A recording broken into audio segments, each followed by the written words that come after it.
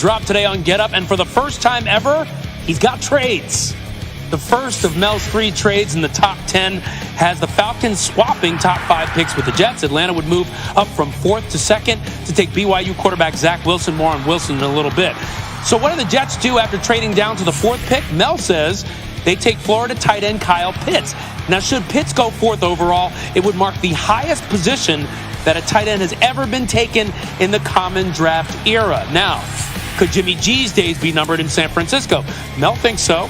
He has the 49ers acquiring the Lions' 7th overall pick to select Ohio State quarterback Justin Fields. The Niners currently hold the 12th overall pick. And Mel has New England finding its next franchise quarterback in this draft.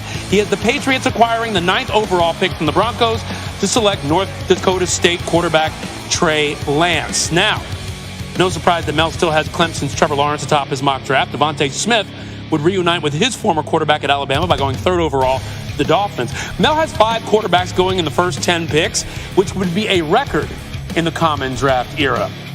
And Mel Kiper Jr. is with us now live on SportsCenter. So, Mel, you and Todd both have Zach Wilson going 2nd. You have the Falcons trading up to get Zach Wilson, the BYU quarterback. Where are there question marks when it comes to Wilson's game translating to the NFL?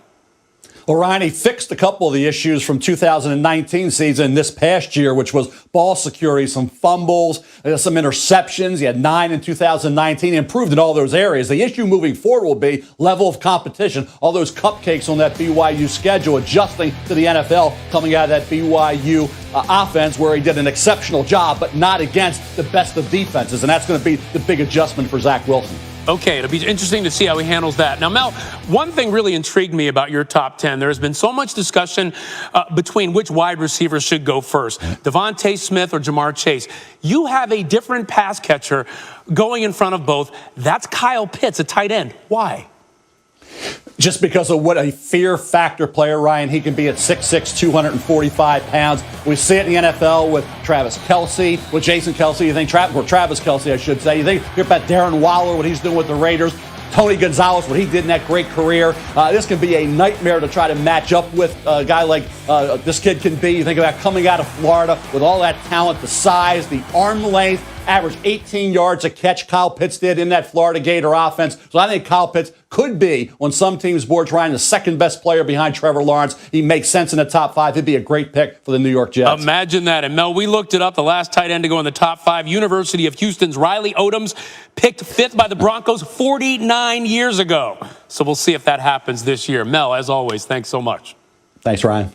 Okay, let's go over to spring training. It is afoot. Let's bring you up to speed with the very latest.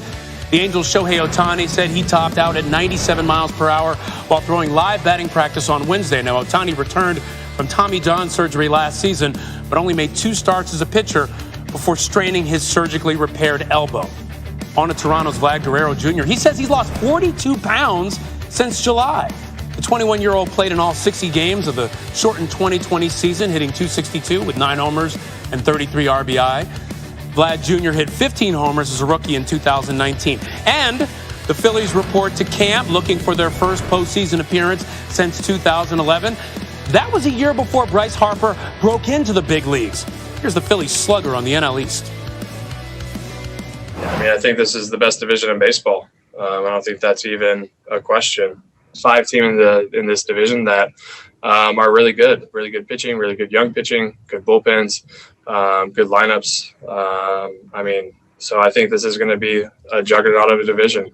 Hopefully if we can put a right foot forward and have our lineup healthy all year and our starting pitching healthy all year, getting the revamped bullpen that we do, I think we'll be right there in the hunt. All right, he's feeling confident. Now, if you care to place a wager on it, Caesars William Hill projects the Phillies over-under win total at 81.5. And the NL East, the sportsbook is most bullish on the Braves and the retooled Mets. Both clubs have over-under win totals of 90 or better. Ryan, former Olympic gymnastics coach John Geddert was found dead at an interstate rest stop today in Michigan. The gold medal winning coach, who worked closely for decades with a convicted sex offender and Team USA doctor Larry Nassar, was facing charges of physically, emotionally, and sexually abusing athletes. Mark Schwartz has more on this story. In 2012, John Geddert was at the pinnacle of his profession. the head coach of the U.S. women's gold medal gymnastics team at the London Olympics.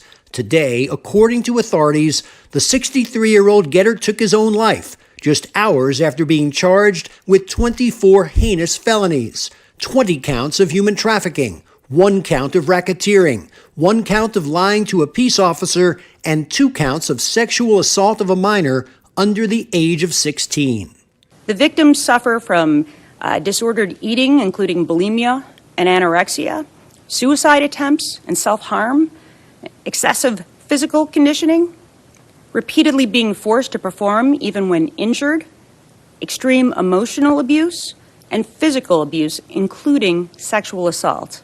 Sources close to the investigation told ESPN today they are stunned by the severity of the charges against Gettert, especially the sexual assault of a minor under 16 and the pattern of forced servitude, fraud, and coercion, which the Attorney General says meets the legal standard of human trafficking. We hope that these charges will bring some measure of justice to some of the harm that was inflicted, and we feel confident in the allegations that we've made. Gettert had been considered one of disgraced Dr. Larry Nassar's chief enablers. Many of Nassar's sexual assaults of young gymnasts are alleged to have occurred in a training room in Gettert's Twistars Gymnastics Club in Michigan. And today, for the first time, a law enforcement agency said Gettert knew about Nassar's sexual assaults and lied about it during a 2016 interview. I'm Mark Schwartz, ESPN. Gettert was scheduled to be arraigned in Eaton County, Michigan this afternoon. His former colleague, Nassar, is serving what amounts to a life sentence on multiple convictions. Coming up, ESPN's cover story on the next big star in college basketball. How this once-in-a-generation talent overcame the same adversity that derailed her mother's basketball career. Brian Smith, Jay Harris back on SportsCenter, still ahead on PTI's bonus topic. With new details surrounding the futures of Deshaun Watson and Russell Wilson, Tony and Mike discuss which star QB's potential trade development is the bigger deal. And Jay, here's a look at our top headlines. Former Texans defensive lineman J.J. Watt has offers from multiple teams after being released this month, according to our Diana Rossini. The most lucrative for the 31-year-old is believed to be for $15 to $16 million. The University of Texas Regents have approved a 6-year, $34.2 million contract for new football coach Steve Sarkisian. The former Alabama offensive coordinator also gets $21 million for his staff. And LeBron James' son Bronny had knee surgery and could miss his sophomore high school season in Los Angeles if it is played, ESPN has confirmed. ESPN rates him as the number 25 prospect in the 2023 class. Now on to this ongoing story involving Tiger Woods. He remains in the hospital after sustaining serious right leg injuries in a car wreck in Los Angeles on Tuesday. He underwent surgery that included inserting a rod, pins, and screws. And the L.A. County Sheriff had said that Woods' single-car crash was, quote, purely an accident.